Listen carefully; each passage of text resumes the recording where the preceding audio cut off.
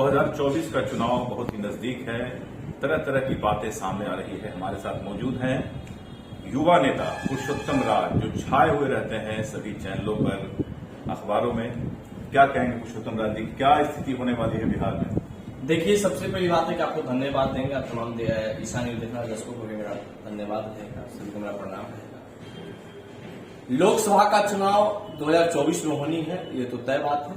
लेकिन लोकसभा चुनाव से पहले जो बिहार में राजनीतिक खेल चल रहा है, वह खेल आप समझ लीजिए एक नया इंडिया बना है। हम इस इंडिया में और इस इंडिया के हम नागरिक हैं, लेकिन कुछ पॉलिटिकल पार्टी एकजुट होकर के नया इंडिया बना है। एक एनडीए है, तो नया एनडीए और नया इंडिया और एनडीए दोनों किस प्रकार से जनता के बीच प्रभाव बना पाता है, वो तो इन दोनों को सोचना होगा। एनडीए 10 साल की सत्ता यहां पे चलाई। मैं जहानाबाद की ही बात कर लेता हूं। जहानाबाद लगातार 10 साल, मोदी की शासन की 10 साल की बात करें तो जनता ने यहां से एनडीए के उम्मीदवार को जनमत देकर के जिता करके मोदी जी को प्रधानमंत्री बनाने के लिए यहां से एक सांसद को भेजा, सहयोग किया। लेकिन 10 सालों में जो जहानाबाद को उपेक्षित किया गया, ये कहीं न कहीं जहानाबाद के साथ नाइंसाफी है। कैसे आप उपेक्षित मानते हैं? बिल्कुल, आप जहानाबाद में बतला दीजिए एक भी मेडिकल कॉलेज, एक भी इंजीनियरिंग की कॉलेज, एक भी अच्छे पार्क जहां पे लोग सुबह शाम टहल सके, ये व्यवस्था जहानाबाद में नहीं हुआ। जहानाबाद में यहाँ पर सदर अस्पताल भी है, तो भगवान भरोसे चल रहा है। यहाँ पे लोगों की जिंदगी भगवान भरोसे है। और यहाँ के जो स्थानीय सांसद महोदय हैं, पूरे बिहार में एम्बुलेंस का ठेका इन्हीं के पास है। अब तो महागठबंधन में है ना, पहले तो एनडीए में थे। देखिए, हम महागठबंधन में न हम एनडीए में हैं, हम जहानाबाद में हैं और जहानाबाद के एक जिम्मेदार नागरिक हैं और जहानाबाद की विकास की बात करते हैं। पसंद आप किसको करते हैं, ये बताइए? हम तो दोनों को पसंद नहीं करते हैं। दोनों को पसंद नहीं? एक तरफ कुआं, एक तरफ खाई है। तो करेंगे क्या? देखिए, जनता को तय करना है इस बार। जहानाबाद के जो सांसद वर्तमान में भी हैं, उनको पूरे बिहार का एम्बुलेंस का ठेका दे दिया गया। लेकिन दुर्भाग्य है, किसी जहानाबाद में एम्बुलेंस के बिना मरीज को छटपटा करके हत्या मृत्यु हुआ था। और जो अभी एक ट्रेन चला है वंदे भारत, ये बहुत ही अच्छा था, लेकिन जहानाबाद में इसका स्टॉपेज नहीं दिया गया। और हमारे माननीय सांसद महोदय का सदन में इस पे मुख नहीं खुल रहा है। माननीय मोदी जी जहानाबाद के साथ नाइंसाफी, ये जहानाबाद की जनता इसको बर्दाश्त करने को तैयार नहीं है। तो क्या करेगी जहानाबाद की जनता? जहानाबाद की जनता परिवर्तन के मूड में है। मैं इंडिया हो चाहे एनडीए हो, जहानाबाद की जो बात करेगा, जहानाबाद की विकास की जो बात करेगा, जहानाबाद के संसदीय क्षेत्र पर राज करेगा। और पटना से आकर के पटना की विकास करने के लिए अगर आप चाहिए कि जहानाबाद के सांसद बन जाए, तो यह संभव नहीं है। तब इस बार परिवर्तन होगा? बिल्कुल परिवर्तन होना चाहिए। परिवर्तन तो अपने आप ही हो गया। पहले एनडीए के सांसद के रूप में आए, अब महागठबंधन। ये तो माननीय मुख्यमंत्री जी का जनता का, जनादेश का अपमान करने का पुराना इनका शौक रहा है। ये हमेशा जनता के जनादेश का अपमान करते हैं। इससे तो यही साबित होता है कि आप जो है भाजपा को पसंद करते हैं और देखिए, भाजपा के लिए जो है आप समर्पित दिखते हैं। बिहार की तमाम पार्टियों का एक ही इच्छा, बिहार की गरीब जनता मांगे दीक्षा, चाहे वो एनडीए हो चाहे वो इंडिया हो। अब यहाँ पर माननीय मुख्यमंत्री जी के अंदर ख्याली पुलाव पकड़ा कि हम भारत के प्रधानमंत्री जाएंगे। जो मुख्यमंत्री जी 20 सालों में बिहार को नहीं बचा पाए, जो मुख्यमंत्री जी अपने कहे गए आइडियोलॉजी पे खड़ा नहीं हो पाए। कैसे नहीं बचा पाए? शराबबंदी हुआ, ये शराबबंदी से बहुत तरह के लाभ हुआ, बहुत सारी महिलाओं को लाभ हुआ जो शराब पी के जो खर्च कर देते थे। इस बात को आप स्वीकार करते हैं कि बिहार में शराब बंद है? जब बिहार में शराब बंद है तो जहरीली शराब से लोग की कितना मृत्यु कैसे हुआ? तो चोरी छुपे लोग कर नहीं, रहा क्यों? है, उस पर भी कार्रवाई होती है। कार्रवाई क्या होती है? आपकी प्रशासनिक व्यवस्था, आपके पार्टी के नेता, आपके विधायक खुद शराब पी के अंडरवियर में ट्रेन पे घूमते हैं, तो कार्रवाई किस पे आप कर रहे हैं? ये पूरी तरह से लोकतंत्र सिर्फ और सिर्फ पूंजीपतियों के लिए काम कर रहा है बिहार का लोकतंत्र। माननीय मुख्यमंत्री जी कहते थे कि 2005 से पहले बिहार में क्या था, चिल्ला चिल्ला के करते थे, जंगल राज का डर दिखा करके जनता से वोट लेकर के 20 सालों तक राज करने वाले मुख्यमंत्री जी आज इनको नहीं दिखता कि बिहार में जंगल राज है या नहीं। 72 घंटे के अंदर 3 मर्डर बेगूसराय में हो जाता है, जिस बिहार में पत्रकार सुरक्षित नहीं हो। लेकिन कार्रवाई भी तो देखिए पुरुषोत्तम जी। कार्रवाई देखिए, कार्रवाई क्या हुआ? कार्रवाई यही करवाई ना कि बार बार लोग की हत्याएं होती जा रही है, अपराधियों को पकड़ के जेल डाल रहे हैं। अरे कुछ कड़ा कानून क्यों नहीं ला रहे हैं आप? कड़ा कानून बिहार में क्यों नहीं आ रहा है? हत्या हो, मैं पकड़ के किसी को जेल में डाल दूं, फिर हत्या हो रहा है। दिल्ली डिस्ट्रिक्ट पटना में मर्डर हो रहा है। अब यहाँ पर पत्रकार सुरक्षित नहीं है, थानेदार सुरक्षित नहीं है, आम जनता सुरक्षित नहीं है। भी तो गिरफ्तारी हो गई। गिरफ्तारी ही समस्या का हल नहीं। तो सरकार आखिर इस तरह के घटना पे लगाम लगाने के इनका क्या योजना है?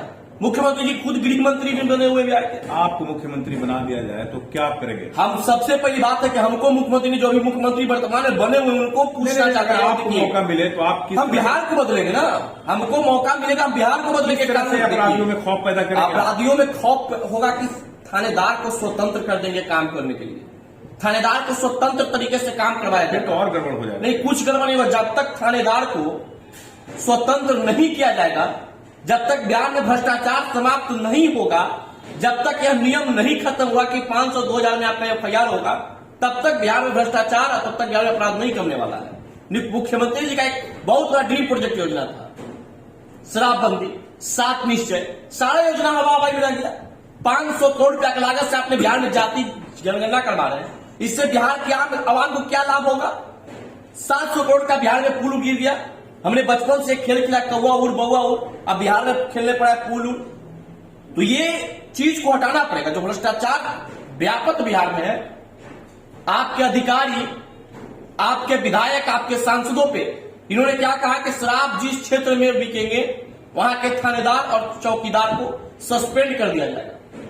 इससे शराब बंद नहीं होगा। आपको शराब बंद करना है, आप लिखिए और कहिए कि जिस विधानसभा से शराब पकड़े जाएंगे वहां के विधायक को टिकट काटा जाता है। आप देख लीजिए कि शराब बंदी सफल होता है कि नहीं होता है। तो ये सिर्फ और सिर्फ ढकोसला है।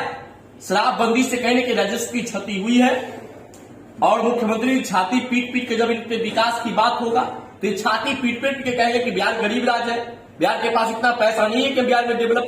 तो आप भी चाहते हैं कि शराब बंदी नहीं हो, चालू हो जाए? नहीं, हम चाहते हैं कि जो अभी बिहार में शराबबंदी है, यह शराबबंदी बिहार में नहीं हो।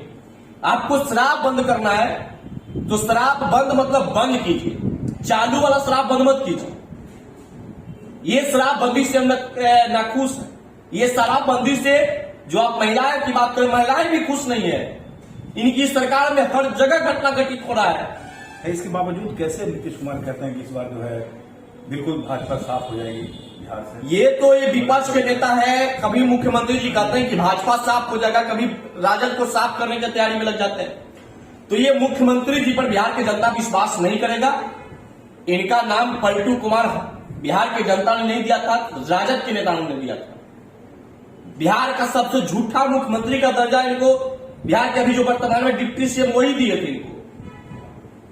तो इन तमाम पद लेने के बावजूद भी ये परिस्थितियों का मुख्यमंत्री। आप सुधार क्यों नहीं देखते हैं कि बिहार में जो सुधार हुआ बिजली के मामले में, रोड के मामले में? अगर गली नली की बिहार का विकास है तो फिर स्कूल डेवलपमेंट की बात क्यों नहीं होती है?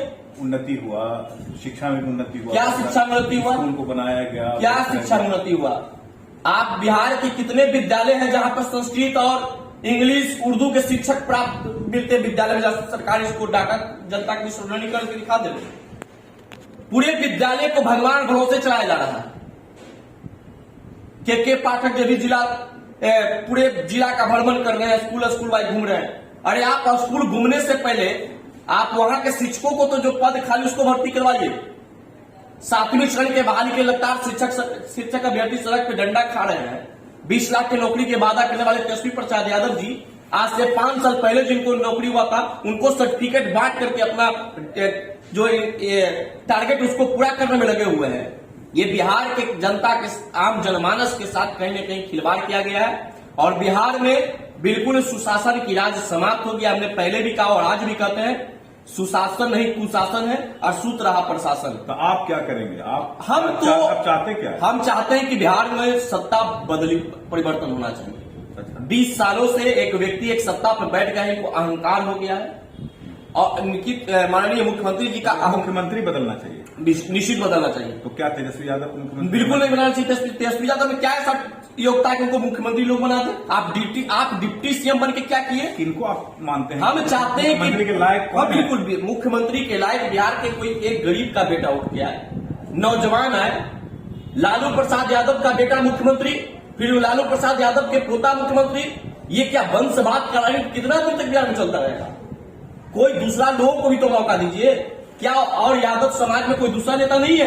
क्या राजद में कोई इनसे ज्यादा मैच्योर्ड नेता नहीं है? उनको आप कीजिए। तो ये लोग सिर्फ और सिर्फ एक परिवार में समटा के बिहार को राजनीति के तरह हुए। चचा भतीजा में जो बिहार का राजनीति समाहित हो गया है, इससे बिहार का राजनीति को निकालना पड़ेगा। आम जनमानस को भी मौका दीजिए।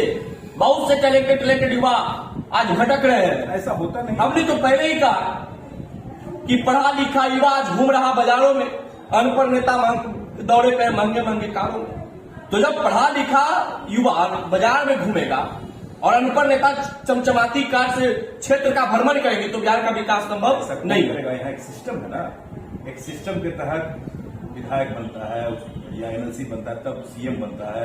एक सिस्टम है, लोकतंत्र का सिस्टम है। तो जब तक सिस्टम से नहीं होगा, कैसे आप कहते हैं कोई युवा आएगा, ये करेगा, वो निश्चित करेगा? नीतीश कुमार जी भी आए, क्रांति का एक प्रतीक थे, छात्र आंदोलन का एक उभरता हुआ नेता हुए, बिहार के मुख्यमंत्री की कुर्सी पर बैठे। लेकिन मुख्यमंत्री जी जिस विचारधारा के साथ बिहार में राजनीति शुरू किए थे, छात्र आंदोलन से, आज इन्हीं की सरकार में छात्रों को पीटा जा रहा है, छात्रों को मारा जा रहा है। अगर आप बिजली मांगेंगे तो आपको गोली मिलेगा, आप हेलमेट नहीं करेंगे तो आपको गोली मिलेगा।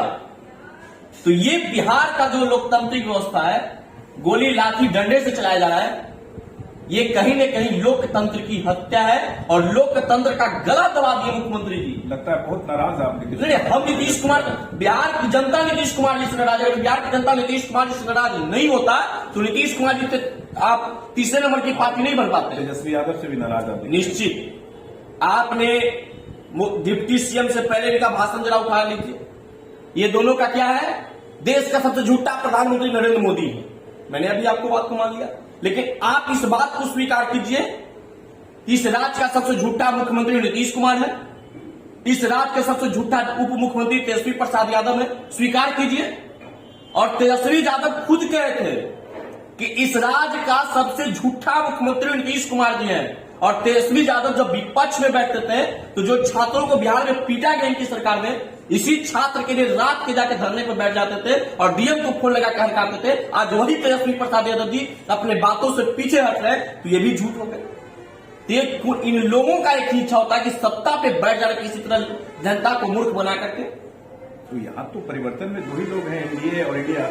देखिए एनडीए तो कुछ है नहीं, निश्चित, और कोई है नहीं। देखिए एनडीए और इंडिया, ये लोग 26 लोग वाला इंडिया बना दिए, जबकि इंडिया 126 करोड़ का है।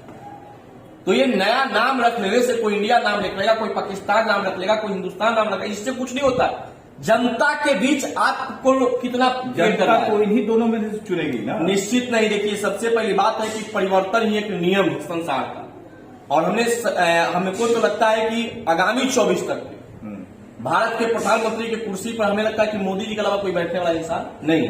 24 तक तो मोदी फिक्स। 24 तक ना? हाँ, 24 तक तो मोदी फिक्स। मतलब 24 में फिर जो 24 में जो आएगा सरकार वो मोदी फिर से फिक्स है। 24 में मोदी, 29 में देखा जाएगा क्या होगा, क्योंकि 24 में मोदी को उखाड़ फेंकने के लिए इन लोगों के पास कोई विजन नहीं है। ये विपक्षी एकता भी पटना में जो हुआ, ये विपक्षी एकता कुछ हुआ ही नहीं। विपक्षी एकता में क्या हुआ? लालू जी पूछे राहुल गांधी से कि आप शादी कब करोगे? अरविंद केजरीवाल कांग्रेस से पूछा कि दिल्ली अध्यादेश पर आप क्या करेंगे? ये लोग आपस में भिड़ गए हैं। मुख्यमंत्री जी से लालू प्रसाद यादव के बेटे पूछ रहे कि आप मुख्यमंत्री के पद कब छोड़ेंगे? तो नीतीश कुमार जी को कहीं न कहीं मन में ख्याली पुलाव पकड़ा है कि हम भारत के प्रधानमंत्री बन जाएंगे, और बिहार के जनता को दिग्भ्रमित कर रहे हैं, बिहार की जनता को गुमराह कर रहे हैं। नरेंद्र मोदी ही होंगे हम अगले फिक्स है मोदी जी, क्योंकि नीतीश कुमार भी चाहते हैं कि अगले भारत का प्रधानमंत्री नरेंद्र मोदी ही हो। ये नीतीश कुमार जी का भी चाहत है। चलिए, धन्यवाद पुरुषोत्तम जी। पुरुषोत्तम राज युवा नेता, बहुत सारी बातें आपने सुनी। इनका कहना है कि अगले चुनाव में भी नरेंद्र मोदी एक बार फिर से सत्ता में आएंगे। अब देखना होगा आने वाले वक्त में क्या होता है, वो तो समय बताएगा। फिलहाल इजाजत दीजिए, नमस्कार।